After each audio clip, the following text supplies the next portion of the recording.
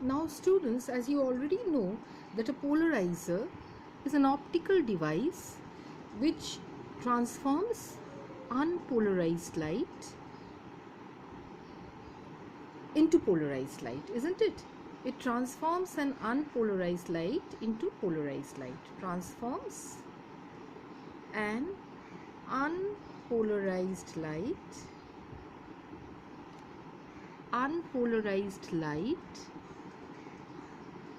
into polarized light. Unpolarized light into polarized light. Okay, all right. So basically a polarizer, if you go into the language of physics, it reduces the symmetry of vibration inherent in an unpolarized light. Reducing the symmetry of vibration means if you use an unpolarized light like this with the electric field pointing in all direction, well, a polarizer actually allows only that component to pass through the optic axis such that the symmetry of vibration, you see, is reduced only in one direction, which passes through. Okay, so this is your polarizing device, your polarizer. Okay, on the other hand, what can you say about an analyzer? It is a device, an analyzer. What is it? A device which is used to identify the plane of vibration, in which plane the vibration is taking place, of a polarized wave, isn't it? So if you use a Nicol prism or a Polaroid sheets, okay, then you can use them both as polarized. For example, a quarter wave plate or a half wave plate, you can use them both as polarizer and analyzer. Okay, so this is your analyzer. You have your analyzer like this. So this actually identifies the plane of vibration. All right,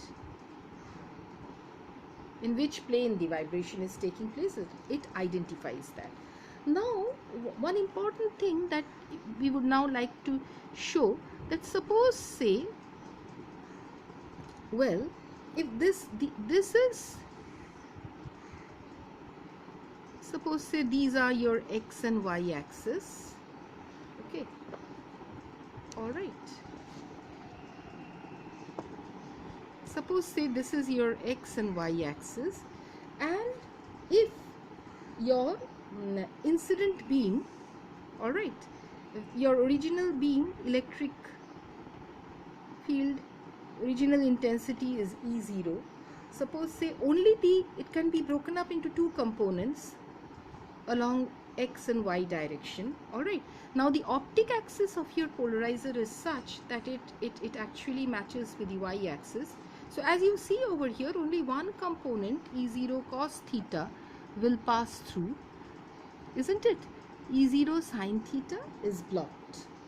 Okay, if you resolve this into two rectangular components, E0 cos theta and E0 sin theta, then if your polarizer optic axis is parallel to the y axis, then E0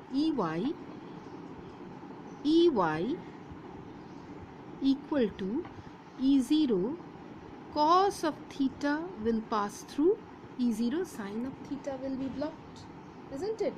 Only EY will be allowed through the polarizer, isn't it? As the vibration direction is parallel to the transmission axis. Now the vibration of EX is totally blocked over here. Therefore, as a result, what will happen? How will you show your intensity, therefore, of the transmitted component of light? The intensity I will be proportional to EY square. So this will be equal to E0 square cos square theta. Okay, now what is E0 square? E0 square is I0 cos square theta, isn't it? Now see, this E0 electric field will, for an unpolarized light, it will have component in all directions, and the electric field will be there in all directions. And if you resolve the electric field in all directions, into its respective components in the x and y direction, then you will have actually through the y direction you will have all possible values of the components of theta.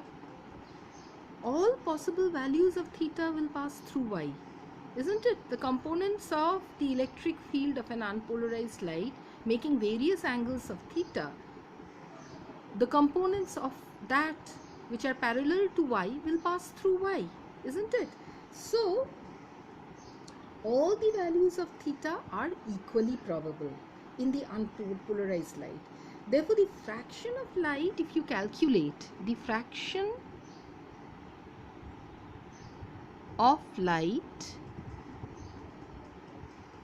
okay, that is transmitted through the polarizer equals the average value of cos square theta, isn't it?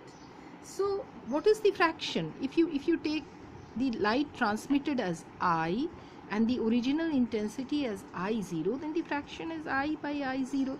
Then the fraction I by I0 will be the average of cos square theta, isn't it? So what is that equal to? How do you find out the average? It's 1 by 2 pi integral 0 to 2 pi cos square theta d theta. So what do you get as a result? You can show if you do this integration. I'm not going to do it. It's a very easy integration. It is half. So I is equal to I0 by 2. So this is a very important conclusion, that the intensity of the light passing through the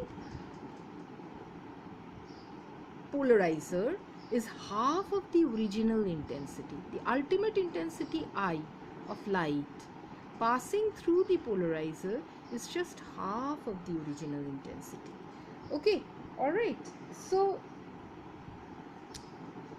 therefore, basically, this is the law of Malus. What does it say? That I is equal to I0 by 2, and it is equal to actually I0 square cos square theta. So, well, you can say Malus law or Malus cosine law says that I is equal to I0 square, I0 not I0 square, I0 cos square theta. Okay, all right. So it shows that the intensity of wave passing through the analyzer is proportional to the cosine square of the angle. What is this angle theta? It is the plane of the vibration, angle between the plane of the vibration of the wave and the axis of the analyzer. Okay, so where theta is the angle between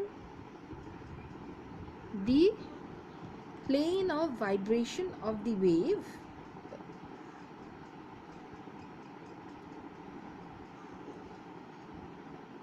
and the analyzer. Okay,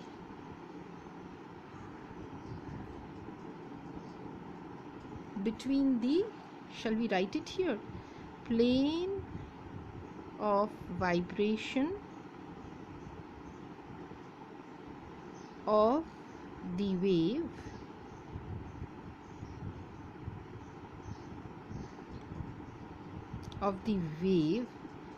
and the axis of analyzer.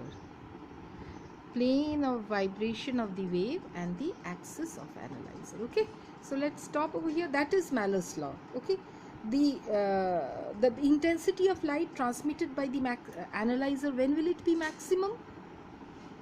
When theta is equal to 0 degrees or 180 degrees. That is when the transmission axis of the polarizer and analyzer are parallel. And when will it be 0? When theta is equal to 90 degrees or 270 degrees. So I will be equal to I0 when theta is equal to 0 or 180 degrees, and I will be equal to 0 when theta, let me write down, I will be equal to I0 for theta equal to 0 or 180 degrees, and I will be equal to 0 for theta equal to 90 or 270 degrees. Is that okay? So let's stop over here.